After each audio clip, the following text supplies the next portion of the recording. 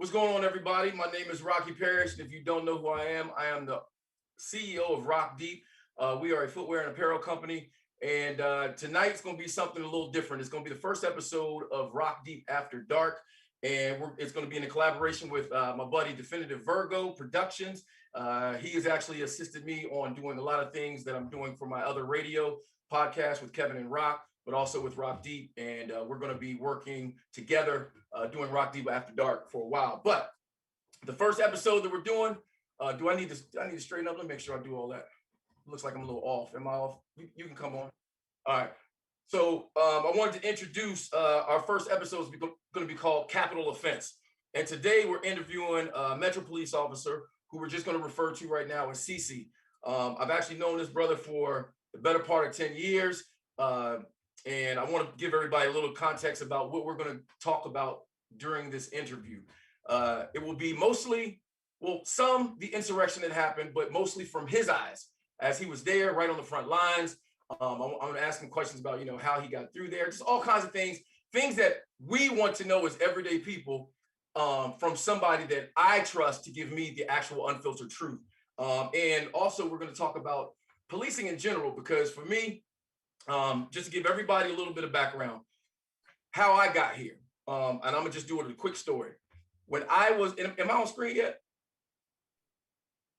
Okay, so cool. So how I got to this point here is my first major interaction with police is when I was a sophomore in college, and I'll just call my buddy Dave. Me and him went to a local place in College Park, Maryland called TikTok to get some liquor.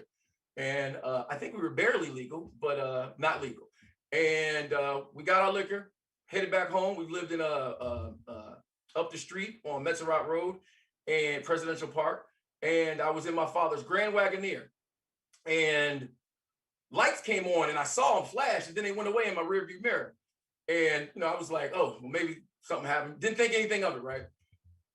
Not even a half a mile later, police just converged on us. And, we pulled over. We still, at that point, I was driving. I still thought that they were actually just going to go around us. But then I saw them go around and stop and kind of block us in.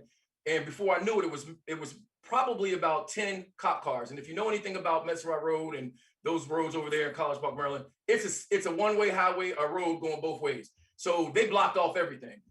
And I'm going to be honest, it might sound funny, but at the time, when they approached the vehicle and tapped on my dad's Grand Wagoneer, I only could think about my dad whooping my ass, because I'm like, are y'all crazy? You tapping on my dad's glass with guns? And it really didn't occur to me at first that they actually had the guns out. I just heard tap, tap, tap, and I could see a gun. And then it registered. I was rolling my window down and they yanked the door open. And they said, get out, get on the ground. And so I did. I'm like, at this point, I'm completely confused.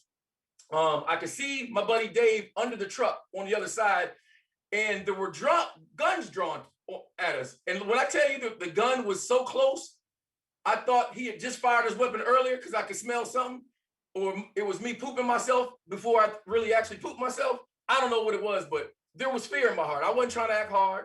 I wasn't trying to be, Mr. Hero, but I was still wondering what the hell was going on. So looking at Dave on the thing, we were just looking, making sure everything was good. And the police, and I asked the officer, what's going, I kept asking, what's going on, officer, and it crossed my mind, well, maybe they're getting us for buying liquor illegally. But then I'm thinking, this show is an overproduction for some, illegal liquor buying. And I didn't voice in that, but I'm thinking this in my head. So I said, officer, can someone tell us what's going on? They were like, well, we just got a report of a stolen vehicle, and you guys fit the description. Now, mind you, there wasn't tint on the windows, but it was dark.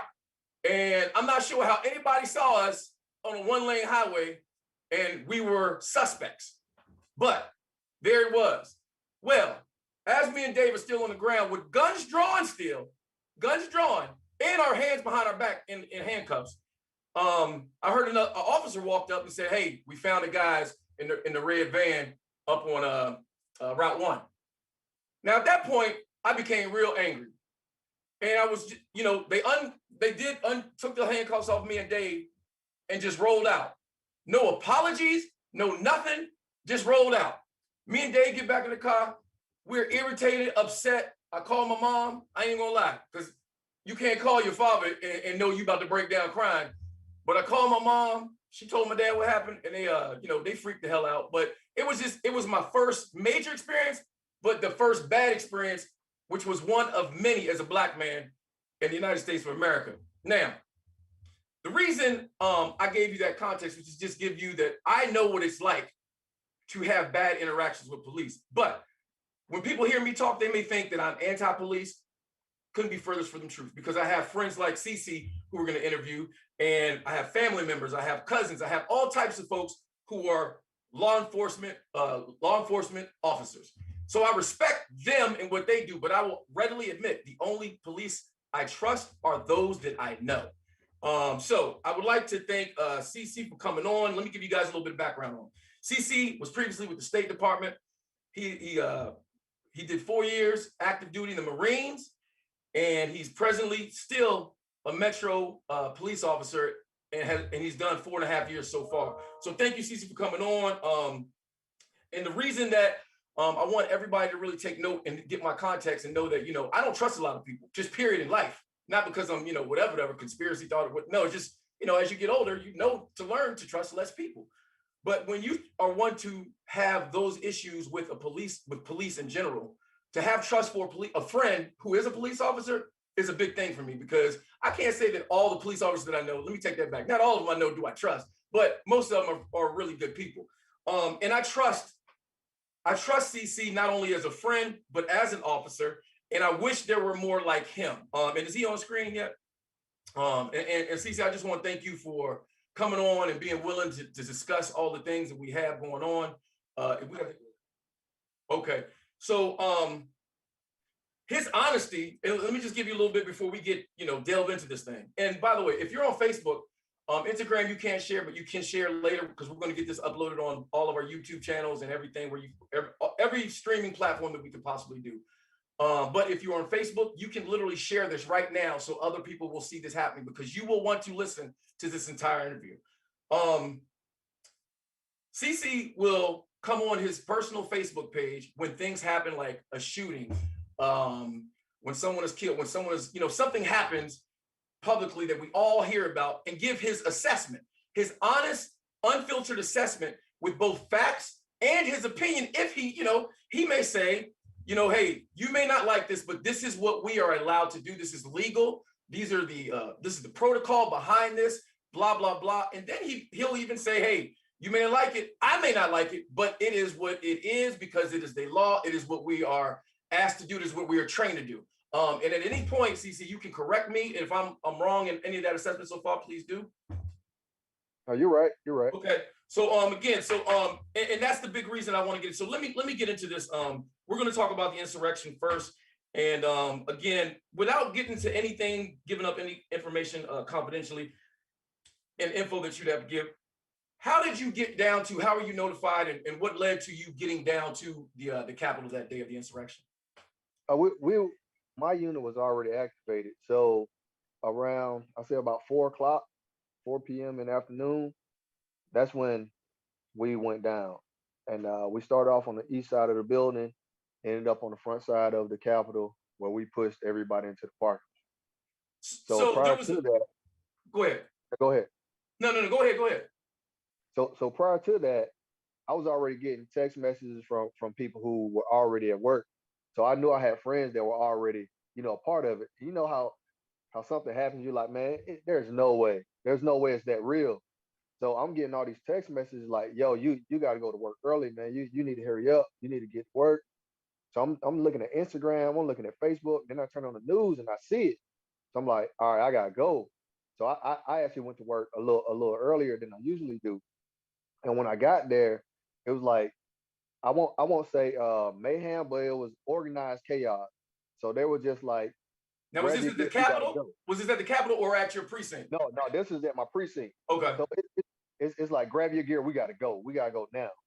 So imagine like a football game and you got half your equipment on trying to go play, right? That's literally how it was. So we're grabbing our gear, we're grabbing our bags, and we're trying to hurry up and get downtown, because now I know I actually have friends who are physically fighting at the Capitol, On the right? front line. Yes, like friends. I have friends that I actually talk to, I spend time with, hang out with. They're fighting at the Capitol. So now my mindset is a little different. It's like, yo, I got friends who might be getting hurt right now. You feel what I'm saying? Uh-huh. So by the time we got there, everybody's fully geared. We're all geared up. We start on the east side of the building. We push our way through the crowd. Again, it's still like people everywhere.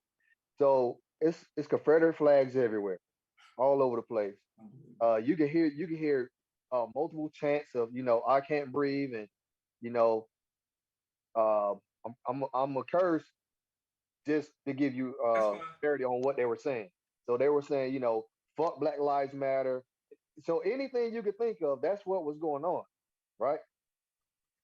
So my unit ends up on the front lawn where we push everybody off, right? Mhm. And honestly, from the time we got there to the time that we pushed everybody off the property, it only took us maybe 2.5 hours. But you got to think, it was thousands of people there. Correct. So I want to ask Thousands. you, when you are engaging, when you know that you're going to engage, are you instructed by a commanding officer to engage, to resist, to push back, and or what are your specific instructions when you get down there? My unit, we're not the unit that gets called in to actually negotiate. We're called in after the negotiations have failed, right? Okay, So we went to remove them at all costs, right? gotcha. So there are some thoughts that you know they didn't use the proper amount of force that they would have used, with Black Lives Matter, right? Gotcha. So I would give a little context. So when I did contract work for the State Department for 13 years, right? Okay. And anybody breaching security was a threat, right? So I'm not sure why the Capitol Police didn't feel like that was a credible threat once they breached the first line of defense, Mhm. and why they didn't take proper action. Um, the only thing I can think of is you can't really punish somebody in public for what you support behind closed doors. Gotcha. You know what I'm saying? So, So so one of my questions was going to be, in how crazy was the ride, but you already really kind of covered. Were you, and not trying to throw anyone at Capitol Police under the bus, because I know, like you said, it was mayhem. But were you surprised at how unprepared the Capitol Police were once you arrived?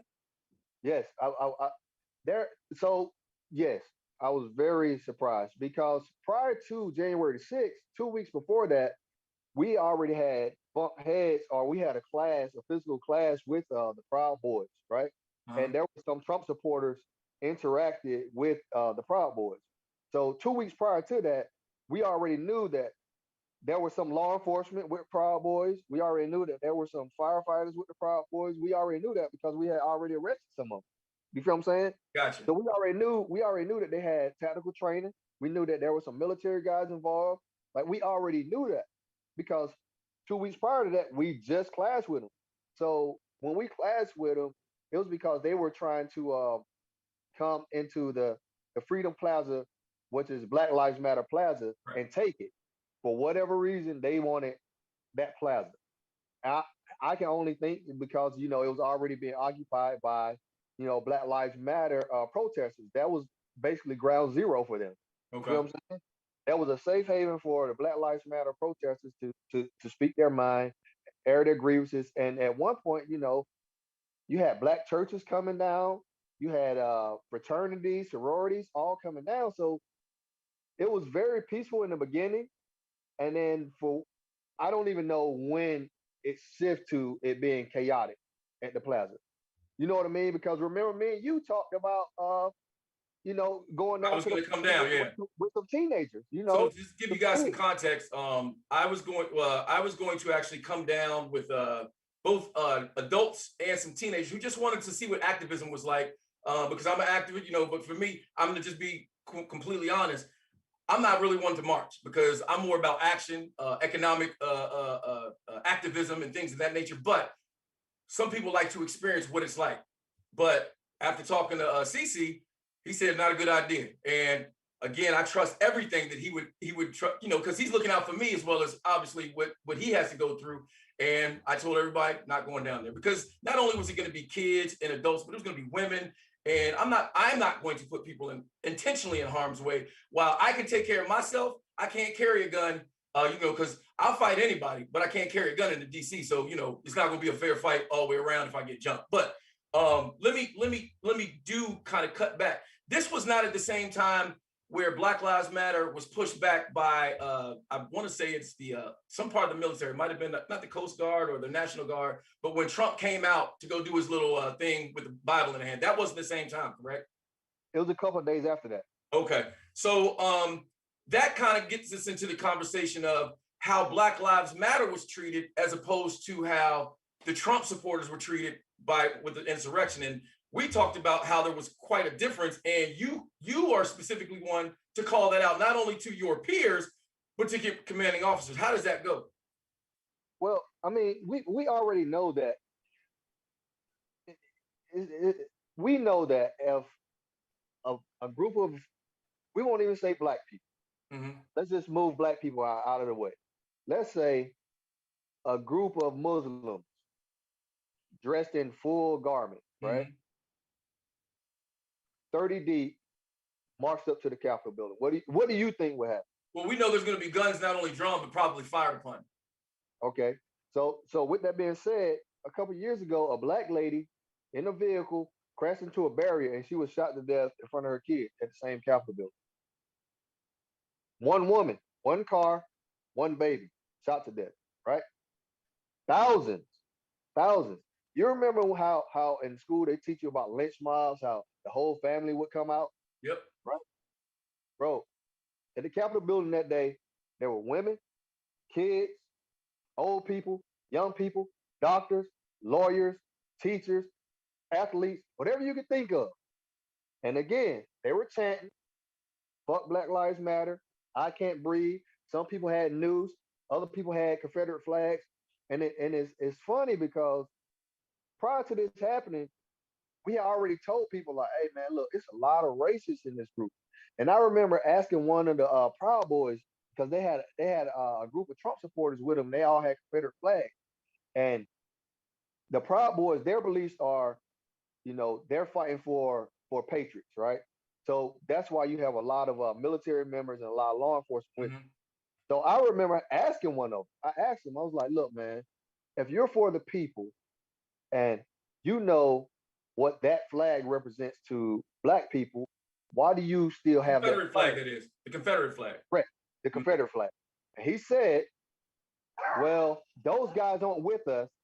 Speaking of the Trump supporters, that's why we pushed them to the back. So I said, okay, well, they're not with you, but they're still a part of your group. Because when we see you, even though you're up front, we can still see that flag behind you. So that's what you represent when they're marching with you. If they're not with you, cast them aside. Correct. If what you're saying is productive, cast those guys with the Confederate flag aside. Then, you know, I might be able to look at you as not so racist. So, right? and let me ask this, CC, how often do you see black or minority? Because we know there's a minority amongst the Proud Boys or the Oath Keepers, one of the two, because he always comes on TV, supposed to be flipping or whatever there is. But how often do you see blacks or minorities with the Proud Boys or Oath Keepers? I'm gonna be honest, man. Of the thousands that I saw prior to January 6th and on January 6th, it may have been 6 or 7. Okay, that's 6 or 7 out of thousands, which is still surprising, correct? Well, yeah, it's still a little surprising because you got to think these guys are chanting like it's not one or two people saying it; it's groups of people chanting, "Fuck Black Lives Matter," "I can't breathe," and basically they were riding for Trump to do or die. All right. So what I want to do, because I'm going to transition, we're going to smoothly transition into out of all that, because I've seen accounts that people have given, and they said they kept hearing the N-word. How often, not only at the insurrection, but prior to that, when you guys said you engaged from the Proud Boys, that you said you've seen maybe 6 or 7 out of the thousands you've seen, that you heard the N-word, let's just say, nigga, you were called with a hard ER? Probably every protest. And, Peacefully to be protest. clear, it was from the Proud Boys and or Oath Keepers, whoever you engaged, correct? Right. So the confusion is what they were trying to get people to say was they were infiltrated by Antifa.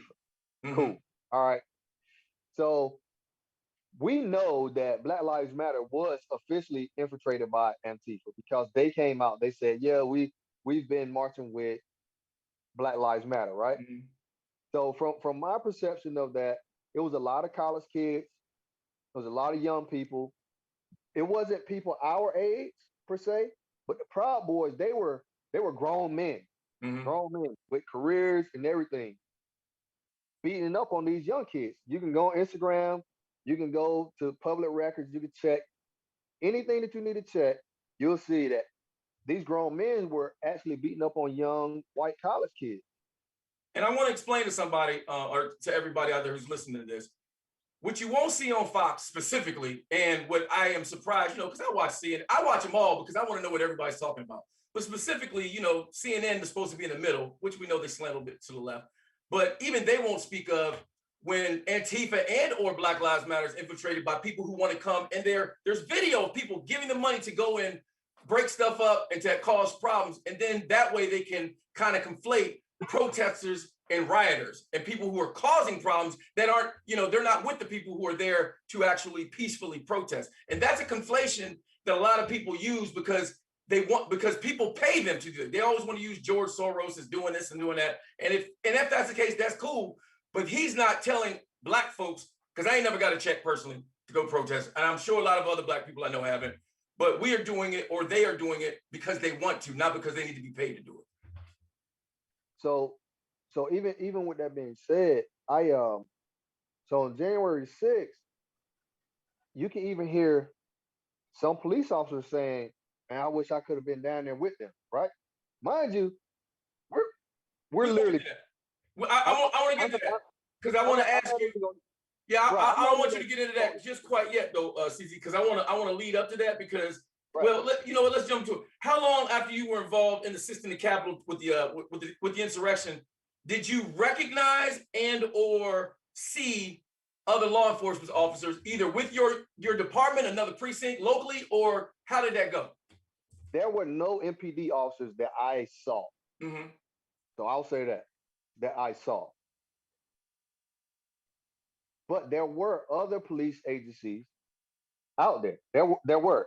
So I made my statement and I clarified because what I was seeing on Facebook on January the 7th, the very next day, and later on January 6th, people were saying no, they couldn't have been Trump supporters. No, there's no way. Antifa must have infiltrated. So I'm looking like, no, this is the same group that was in Charlottesville killing people. This same group that was in Michigan killing people. These guys actually took leave to come to the nation's capital I to was be. going to ask you. So basically, you're telling me there were law enforcement officers who took PTO to be terrorists. Yes, they took leave. They took leave. So I made my Facebook post not to go viral or any of that. I made Oh, my Facebook post because I have friends in the military. I have friends who are law enforcement. And I want to raise awareness. Like, hey, look, you so got let to me check. let me explain You that to got everybody. So, like I would explain to everybody, and not just this situation. For years since CC has been with the Metro, he'll come on when something happens and explain everything. But after this happened, he came on and literally documented with he brought it to life what he saw with his own eyes, and it went viral. So viral that I think you were telling me that like Beyonce's mom or reshared it, and it just went crazily viral. Please talk about why you did that and what came of it. so I did it because, like I said, I still have friends that are in the military. I still have friends that are in law enforcement, and and honestly, you know how you in life you hit like a real crossroad. So I had honestly just explained to my kids, the same thing that my uncles explained to me 20 years ago about how to deal with the police, right? So I'm not ever going to be that guy to talk about something and then not try to lead the charge too, right? So I said what I said because I got tired of people lying and saying, well, it was it was Antifa. Nah, no, it wasn't Antifa, bro. it was the same guys that were in Charlottesville killing people. It was the same guys that were in Michigan marching with guns. It was the same guys who didn't want the Confederate flag, the Confederate monuments to come. Those were the same group of people, right? So when I made my statement, it was to raise awareness to my military friends and my law enforcement friends, like, hey, look, man, check around your departments because these guys actually just took a major L, right? Mm-hmm. They took a major L.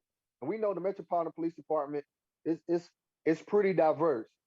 But when you're looking across from you and you're telling another police officer, hey, look, I took an oath and I'm here fighting for you, and you get your butt handed to you because you're acting like a terrorist, you're gonna feel some type of way. What I was afraid of was these guys going back to their departments, which they did.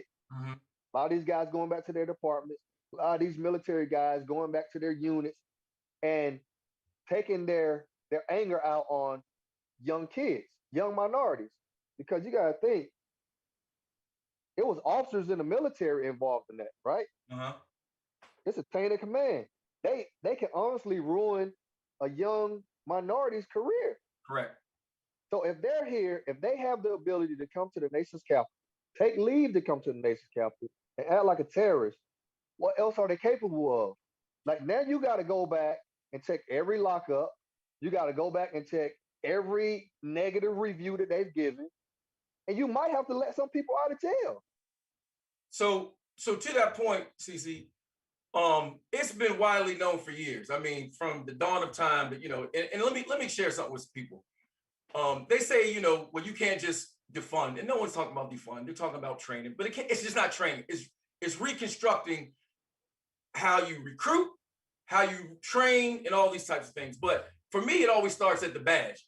And there's too many badges. I don't know if anybody realizes, but I tell this story all the time. There was something called a slave overseer when slavery was, around, and they wore a badge said overseer, looked just like a sheriff's badge, the same one you see on our military, on our police or military police today. Some people changed it, some people got a different type of badge, but you still see mostly on sheriffs that same type of star thing, and that represents something from 400 years and before. What kind of oppression that we've been under, because they're going into it with that mentality of, I'm just here, it's not serve and protect, it's to serve you up an ass whooping. Excuse my French, I'm supposed to be the professional one here. But I do want to ask you, when this got out, when things went viral, did your CO ever talk to you about it?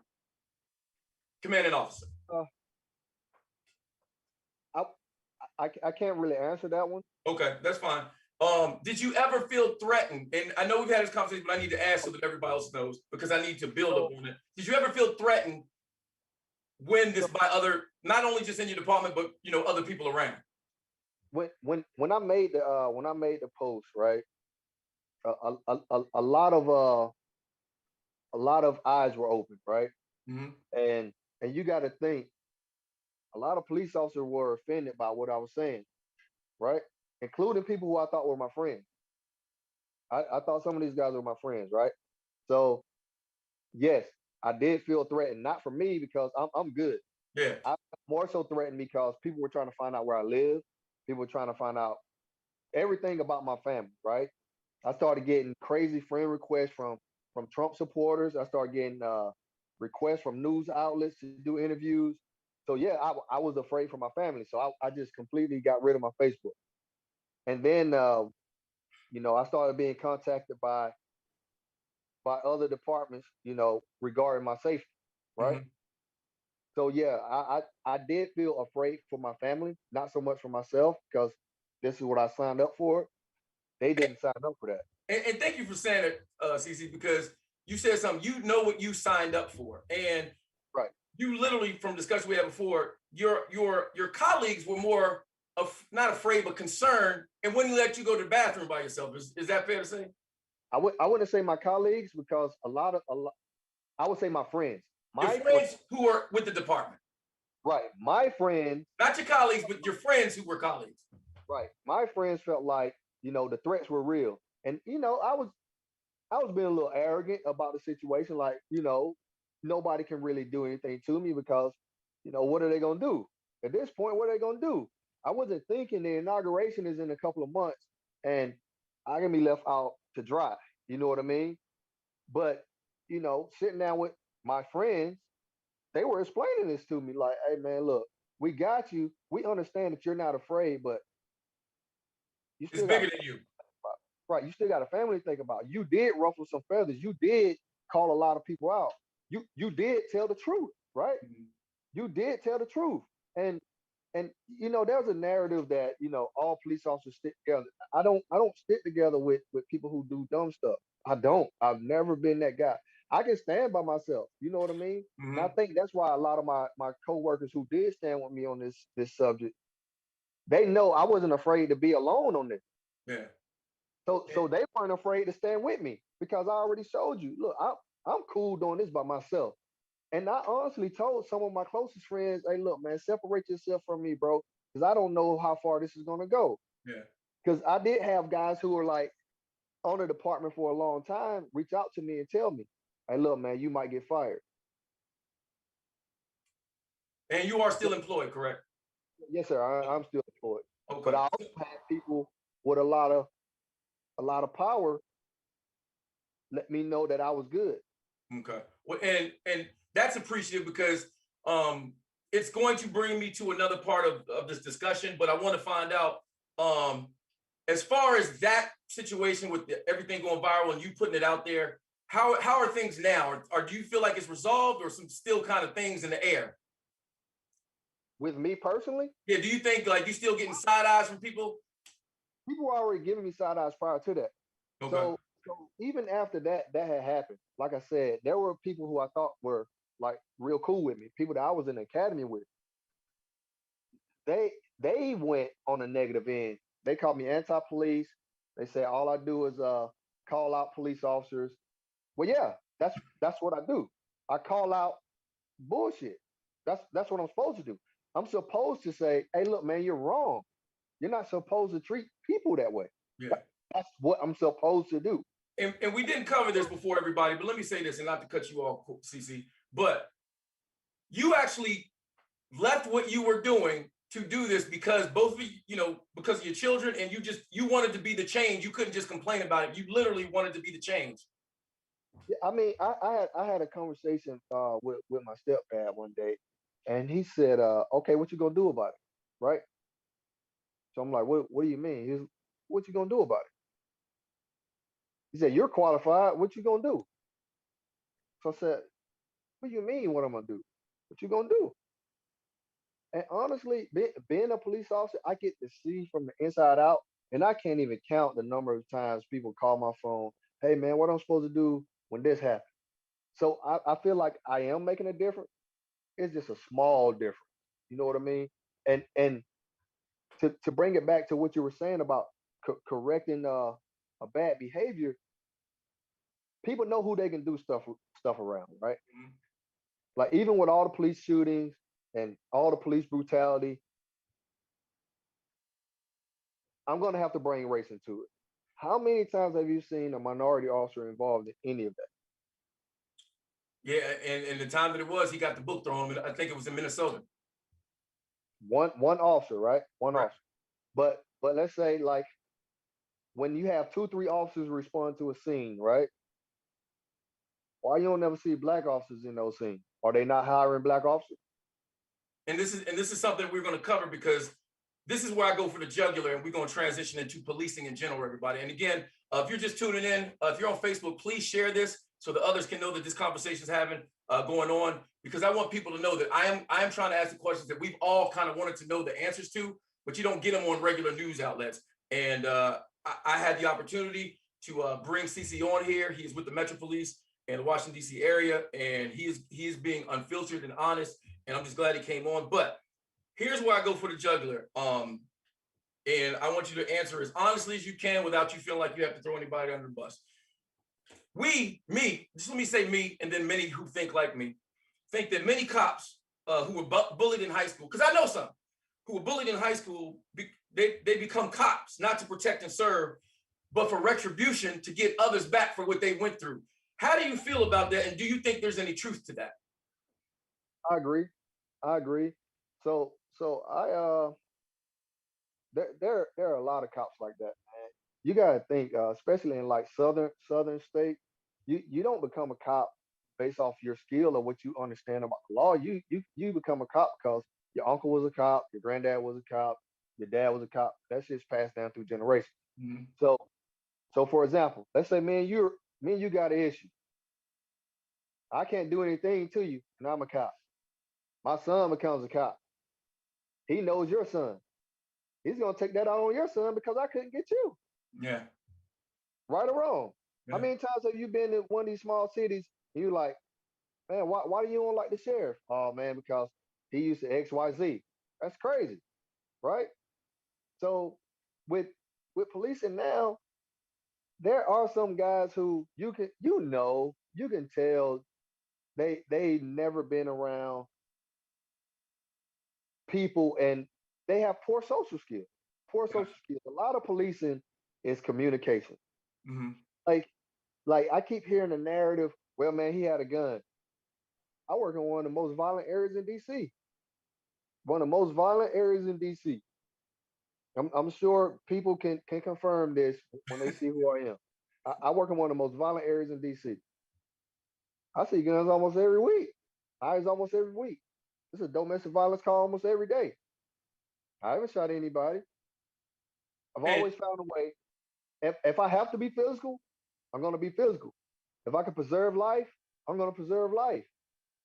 Some of these guys, they go into the situation looking for the conflict because this is the first time they've ever been able to be in a the tough, position of power. right? And you can always tell because you get guys like me. I'm like, and I mean, I have friends that's gonna see this on Facebook, Instagram. They can say yay or nay. In my 40 years, I've always been a solid guy. Military, State Department, Police Department. Anybody who knows me knows I'm a solid guy. I don't need to beat my chest for what? What am I beat my chest for? And so to that point, CC, um, the thought that many of us have who are black, not black, but anybody who comes from situations, because I do want to cover this. I do want to make sure that people understand. Yeah, I'm speaking as a black man, but I'm speaking for people because I grew up with black, white, Hispanic, Vietnamese, all kinds of folks. And we grew up in the same areas.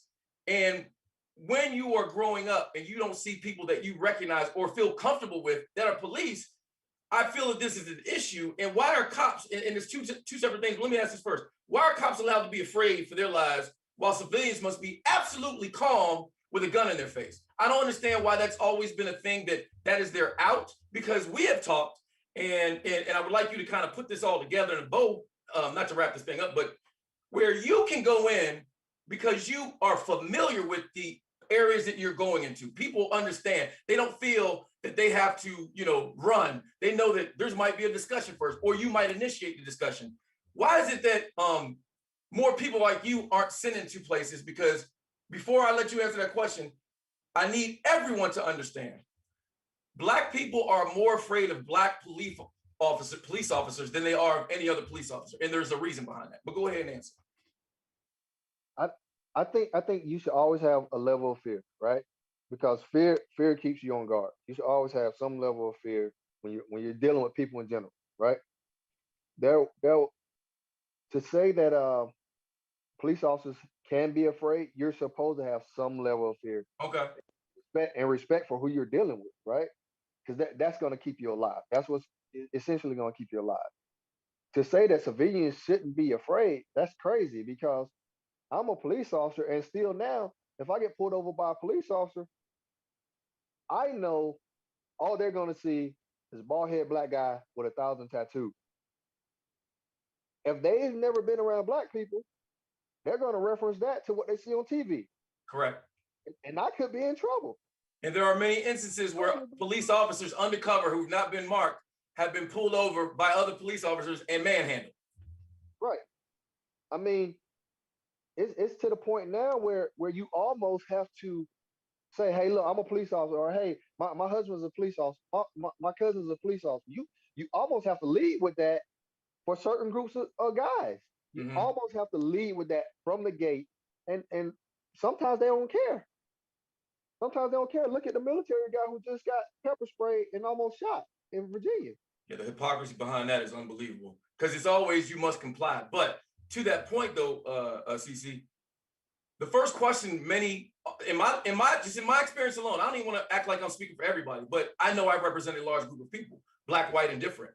That when a police officer comes up, they'll ask me why I'm jittery or nervous. I'm wondering, first officer, and you know me, I'll speak mine, but I'm never going to try to be a hero. But to ask me the question when you're the one who has a gun is just crazy to me because if you don't know the climate, not even just today, but how it's always been, that's a ludicrous question to ask somebody that you're pulling over when you literally have the gun in your holster. I mean, for me, when I do a traffic stop, I'll let you know why I pulled you over, or I'll let you know. I'll give you my name, my information, and I'll let you know why I pulled you over.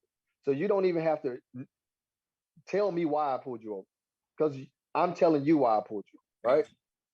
So, and I also try to bring that level of fear down because I was always taught a scared person can do anything, and I want to go home. So if you're afraid, I don't want you to be afraid. I want to bring that down. I want you to be comfortable. You know what I mean? I want you to be as comfortable as possible while we talk about why you were pulled over, right? And again, that's just me. Some people they want to rah rah rah. They want to lock people up. And they want to make you feel like you should be afraid of them instead of respecting them. You just heard the guy say it. You should be. Oh, he shouldn't be afraid.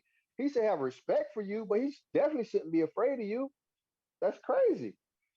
So for my estimation, why is de-escalation seems to never be an option when these things happen where it's always I fear for my life. And you look, everybody, I said this in the beginning, CC's always going to be honest, even if it's a disagreement in what I say or what I ask, he's just going to tell me what it is and how it is. So, but for me, it doesn't appear that de-escalation is an option when it comes to people who grew up in a certain area. And to that point that I was speaking of earlier, black folks being afraid of more black folks is because the black folks who approach us are black police who approach, we're afraid that they're trying to show off for the other officer. And have you experienced that? No, I haven't experienced that because when when people around me, they again it goes back to who you could do stuff around, right? Mm-hmm. And I remember when I first became a police officer, man, and I heard somebody say something ridiculously racist, and I'm like, yo, what'd you say? And I challenged it, right? I remember being pulled to the side and somebody telling me, hey, look, man, that guy's gonna get promoted one day. And my way of thinking is, fuck, I'm gonna get promoted one day. What are you talking about? What are you? So you're cool with him saying that? I'm not cool with it. So I made it clear. Now you can't say that around me, bro, because I'm cool with both of us getting fired. Because if, So if you say that again after I've already told you I don't like it, then that means you mean to be disrespectful to me, right? yeah. And that's not gonna be tolerated by anybody. So I don't. to that point, CC, this blue line that it seems to be protected by, and I know you aren't that person, but you obviously have encountered that from time to time, just being on the force. But many believe that there is no good cop because if a good cop sees a bad cop doing bad but doesn't say nothing, that makes him bad too. But you aren't that person. You will call it out. That goes back to what I was asking you earlier. When you see all these videos, right? You see all these videos.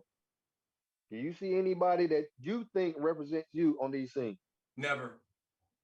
And just because you're black, I don't feel Do like they stuff represent me. again. People do stuff around people they feel like they can get away with it with. So again, man, like I can remember, man, like it was yesterday, hearing certain people say certain stuff and responding to their calls to make sure they weren't doing nothing crazy. Okay. Feel what I'm saying? Like I don't mind calling you out on a scene in front of 100 civilians. We can argue on the scene if you want to. But what you're not going to do is disrespect this guy. You're not going to call this grown man a boy. He's not your boy. You can call him by his name. You can do that. And you're not going to be disrespectful to anybody in my presence. You know, I I don't know, man. Well, I just I respect it. And again, everybody who's listening, again, I have CC from the Metro Police of Washington, D.C. Thank him for coming on. This is Rock Deep After Dark in collaboration with Definitive Virgo Productions. But I do want to ask though, CC, we hear that you stated a little bit earlier, you have to go into it with a little bit of fear to kind of keep your edge and your wits about you. But we always hear you only have seconds to react. But if all police officers, and we're going to kind of, I guess, rehash some of the stuff, because you have police officers who are not used to being in situations, not used to even being around Black people and or white or Hispanic folks who are from certain neighborhoods. So if they're going always into an anticipation, expecting the worst, aren't we as civilians always at a risk to have something bad happen to us? At a high risk? I wouldn't say that. I wouldn't say that. I would say that with some people, with some guys, yeah. I mean, but you can always tell in the beginning who you're dealing with. Mm-hmm. You can like if on a traffic stop, you can always tell in the beginning who you're dealing with. You're either dealing with somebody who used to get their lunch took in high school, or you're dealing with somebody who is cool. You know what I mean? And I like to think that my closest friends on the department, people know who they're dealing with when they encounter one of us. I've even had some of my friends, in DC nightlife reach out to me and say, hey, look, man, we appreciate you, bro. Because you like right now, I'm going to tell you how I feel. I'm going to give it to you straight, and I'm not going to play around with it. So, for instance, and I don't want you to have to feel like you're undercutting anybody, putting them out there, because but I know you're going to keep it honest. The kid who was 13 who supposedly threw a gun away, if that was his gun or if he even had it in one place, the same moniker, fear for your life, only had seconds to react. And you had police officers coming on saying, well, it was justified. You say there's a different way to police. How would you police that situation differently? Listen, man. Again, I've told you, I've been in. I work in one of the most violent areas in the district, right? And people who know me know that, right? So I've been in similar situations, right? And everybody went home. And there are people with guns when you arrive. Everybody went home. Some people went to jail. All the police officers went home. Everybody was alive when we left. If you were the police chief of police, commissioner, whatever it is, I don't even know how it goes. Are there suggestions could you suggest what you would do differently about how people were placed in different areas? Or is it a recruiting issue that you don't have enough? Is there not enough youths out there that want to be a police? I don't think Black people want to be police officers, man. I mean, because even right now, it's a kind of taboo profession for minorities. It's a taboo profession. But I think the only way to fix it is to have more people who are familiar with the neighborhood. Like maybe you have to do away with some of the college credit. Maybe you have to get solid people that understand the neighborhood in the neighborhood. I mean, you got to do something. You got to do something totally different. Hey, I'm gonna have to pause for 1 minute, Rocky. Okay. Well, let me go ahead, pause. You do that, and I'm gonna keep talking to everybody. Go ahead, do what you gotta do. I'm gonna keep talking. All right. Until you get back. You can put it on pause. All right. So everybody, I want everybody just to kind of go through this. Take your screen down real quick, Floyd. All right, and he's muted. All right, so you muted. So I want to let everybody know again. I'm Rocky Parrish. I'm with Rock Deep. Just if you don't know, if you got this shared on Facebook or if you're on Instagram and you found it by whatever happenstance, I'm the CEO of Rock Deep. We are a footwear and apparel company. And you probably think, well, what gives you the right to interview and ask these kind of questions? Well, first of all, because I'm a regular dude. Second of all, I have this experience because I've done television and radio. But third, I just think that I am used to asking questions that people usually want answers to, but we don't get answers to by way of the media, the way it goes now.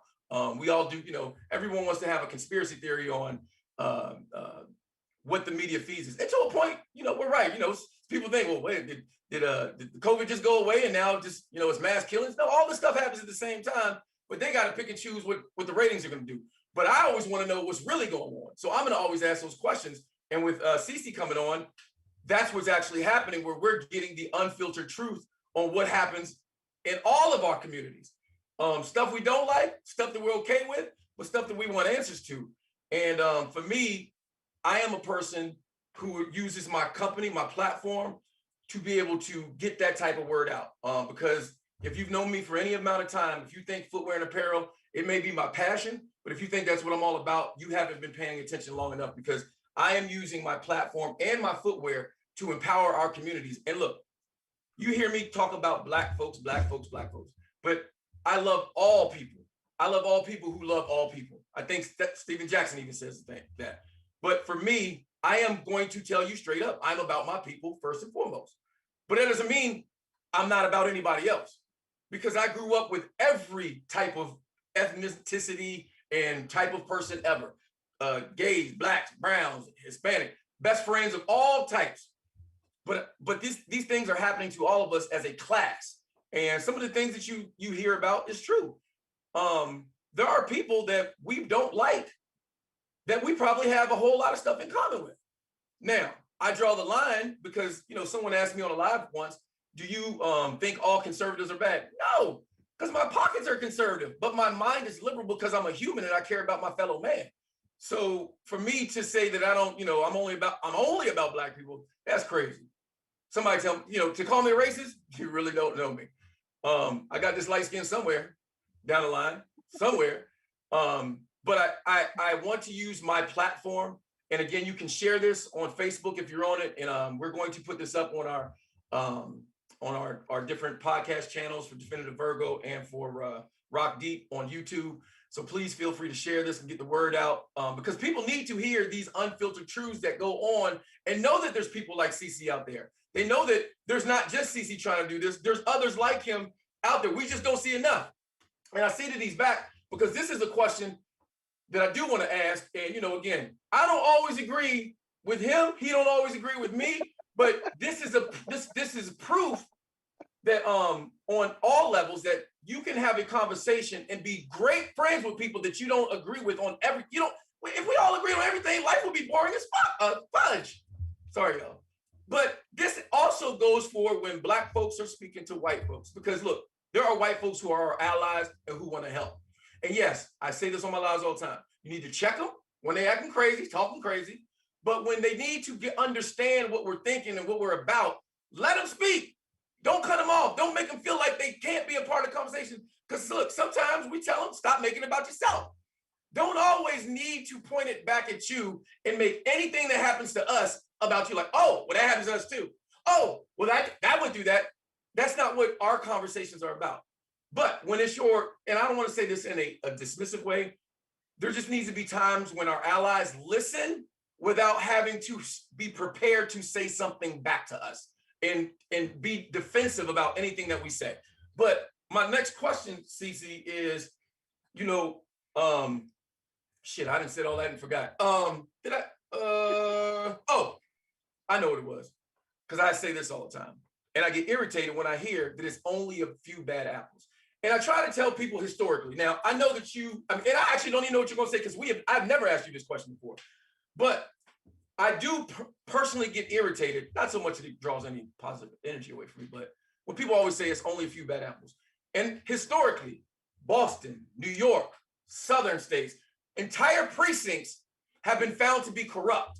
And people still want to say, I've done numbers and be like, yo, there's only so many police officers in the United States. And then when you have these things keep showing, and it daily it happens, why do people only say it's only a few? Now, if you want to say in proximity of everybody, okay, but it's still not true. What are your thoughts when you hear that? And, say what you're going to say. I honestly, can you hear me? Yes, I can. All right.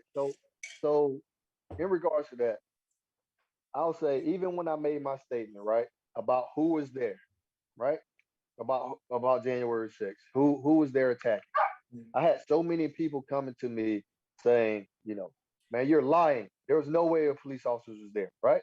Because they couldn't wrap their mind around other police officers being fucking terrorists. My bad, being terrorists, right? So I'm like, bro, I was there. I saw the badges. I heard them say it. Like, they told me what department they worked. Like, what do you mean? Like, I was there. You can't tell me what I saw. Mm-hmm.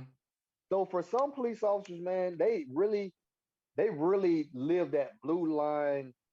I'm a police through and through, right? That's who they are. Yeah. Right or wrong, they want to be a police officer. They don't care. They just don't care. For me, I have kids, right? I have friends who need to be able to say, well, I know at least one good police officer, Mm-hmm. right? I cannot join forces with people who I know are wrong when I have so much of my integrity riding on that. Mm-hmm. So I do know that there are a lot of good police officers, right? Because even after my little situation, a lot of people reached out to me from different agencies, right? A Mm-hmm. lot of people reached out to me. And some of them have been police officers for 15, 20 years. And one thing that a lot of the officers who have been on the force for a long time, one thing they all had in common, they all said the same thing to me. You had the courage to do something I wouldn't have done. You had the courage to do something I wouldn't have done. So that's why I'm going to stand with you. Because in their eyes, I went against the status quo. Realistically, I went against the status quo. I said, nah, boss, I'm not gonna do what you want me to do. I'm gonna do what's right, even if that means I'm the only police officer over here doing it. I remember when Black Lives Matter uh, first started, right? And we had all the protests of the sororities and the churches coming together. Uh-huh. So these were peaceful protests. I even had some friends that are officers at the State Department. They were down there protesting. Those other minority black officers protesting, right? And I remember hearing a police officer, I won't say his name, say, you know, I'm just ready to go down here and get some action. So it's a room full of police officers, right? So I asked him, I was like, what do you think is going to happen if my son is down there? What do you think is going to happen if one of my loved ones is down there and you talking about get some action? I already heard you premeditate that you want to go get some action. Fox News is going to see me punch you in the face if you touch somebody I care about. And Yeah. that's just realistic. If you So, touch somebody I love and I already know you pre-thought about doing it, I'm gonna knock your head off. I'm gonna knock your head off your shoulders. We're both gonna get fired. and to that point, CC, this is the distinction between Blue Lives Matter didn't become an existence until Black Lives Matter became a thing. And a lot of Black people are afraid, are upset about that. And you can correct me if that is wrong, because I might be wrong. But when it is thrown in Black people's face that Black Lives, Blue Lives Matter, like, but when you take the blue off, you are who you are. You are still Black when you take your blue off. So go The ahead. Black Lives Matter was always a thing. It was always a thing. But it came to the forefront when you had to have something to combat Black Lives Matter, right? Mm-hmm. Because you can't have a group of people saying, "Hey, look, I matter," and then another group not say something. The only reason why I think the Blue Lives Matter came to the forefront is because how are you going to say how are you going to combat Black Lives Matter with White Lives Matter without it sounding like a white supremacist, right? Correct. Because historically, white lives have only been the only lives that matter, right? Mm-hmm. So, and I'm not racist. I have a biracial wife. I have a non-binary child. I love everybody, right? Mm-hmm. I have biracial kids. So I'm speaking from a place of comfort. I'm telling you what it is. You can't combat Black Lives Matter with Blue Lives Matter because one's a culture, one's a race, and one's a damn profession. Exactly. That's like people trying to justify people storming the Capitol building. Black people are protesting their life matter. Every day we're seeing black people get killed. So obviously we don't matter to you because you're still killing us, right? People were still trying to say that it's the same as the insurrection. No, that's not the same. You got people willing to commit a terrorist act to steal votes. That's totally different than me fighting for my right to be treated like you. Correct. So And like a comedian once said, I think it was Dave Chappelle, or we're just talking about civil and equal rights. Just be civil to us. You know what I mean? We ain't asked for nothing, overly, but but CC, this puts you in a position where you just said, you said it yourself. You have to at times take the person, I mean, well, not at times, but have to try to remove personal feelings. And I'm not talking about a loved one being whatever, but you have to remove personal opinions and feelings when you're doing your job, because you still have to do your job. But it seems as though others who don't have that same approach to policing have that same mindset of removing their personal animus about whatever they feel politically, racially, or whatever. Because, again, from the beginning of this conversation, I've said it's been proven Oath Keepers, Proud Boys have infiltrated police, law enforcement all over. But yet, we don't have more like you. And again, Courtney said, CC said himself, they're not just black officers who think like you, they're Hispanic, Asian, because they grew up in environments like the ones we grew up in, because they are more comfortable approaching folks like us. And we just need more of that. Is there anything that, you would like to say that we haven't covered? Because, I just want to thank you for coming on. I don't want to have this go all night. I did want to let everybody know, though, just as a high point, as a kind of crazy thing, quotas ain't a real thing. Apparently, I talked to CC about it. And because I was actually not most concerned, but I was concerned about that. But when he did tell me, and it ain't some private thing, people like to get the stats up, apparently. So when you see people at the end of the month trying to pull you over, whatever, it's not because somebody said, hey, y'all, go out and get some tickets done. They're just trying to get personal stats up for maybe personal promotion considerations. Am I wrong on that, or am I off? You're right, man. Okay. All right. Well, hey, I appreciate you, man. I love you. Thank you for doing this. I really, really hope, instead of anybody taking this any way other than what it was intended to do, was give insight to everybody, not just blacks, not just whites, but everybody on all levels, all class levels, no matter if you're a Trump supporter, Black Lives Matter, Antifa, whatever. It was just to provide insight on what's really going on, stuff that's not talked about in the public. And again, is there anything that you wanted to add to this, man, that we hadn't talked about or covered? I'm good, man. I just want everybody to start trying to live in peace, man, because it's a headache. And are there any tips though? Because CC, I'm gonna be for real. Like, we and a lot of and this is an example. Before I go, I'm gonna wrap this up, y'all. An example that a lot of people don't realize, and Chris Cuomo is my boy, and I heard him even say this. You and I have to have different conversations with our kids than white people do. But I've heard this publicly talked about. I've seen it talked about. But white people will quickly say, well, I have that same. No, you don't. And you can say you talk to your child about being respectful. All of our parents talk about being respectful. But we have significantly different conversations on how to handle those situations, because we may not come out of it where a white child more than not will, correct? And are there any things that you can give us as tips, everybody who's watching and listening? Man, it's funny that you asked me that, because like I've been getting a lot of text messages, inboxes. Look, what am I supposed to do when a police officer pull me over? So this is what I tell my kids to do. If it's the daytime, let all the windows down, turn the car off, put the keys on the dashboard. That way, when a police officer comes to the car, there's no music playing. He can see clearly in the car, and he can see that you're not trying to drive off because the keys are on the dashboard, right?